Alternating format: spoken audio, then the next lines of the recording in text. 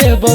आई के काट देबो हरा के धान हे गे जान गे हे जान हे गे जान गे हे जान छिलके रखी है खरिहान हे गे जान गे हे जान छिलके रखी है खरिहान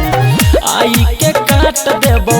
आई के काट देबो हरा के धान हे गे जान गे हे जान हे गे जान गे हे जान छिलके रखी है खरिहान हे गे जान गे हे जान छिलके रखी है खरिहान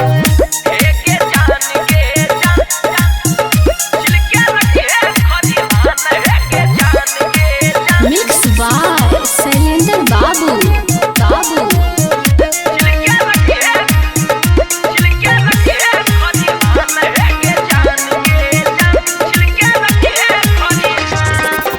जदी नहीं छिलके जाना रखमी खरहान गे कटते तो के जा रखते जाना धान गे जदी नहीं छिलके जाना रखमी खरहान गे कटते तो के जा रखते जाना धान गे सच हम कहियो सच हम कहियो बतिया ले मन हे गे जान गे हे जान हे गे जान गे हे जान छिलके रखी है खरिहान हे गे जान गे हे जान छिलके रखी है खरिहान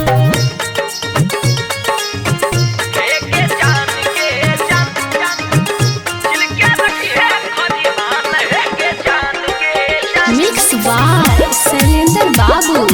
बाबू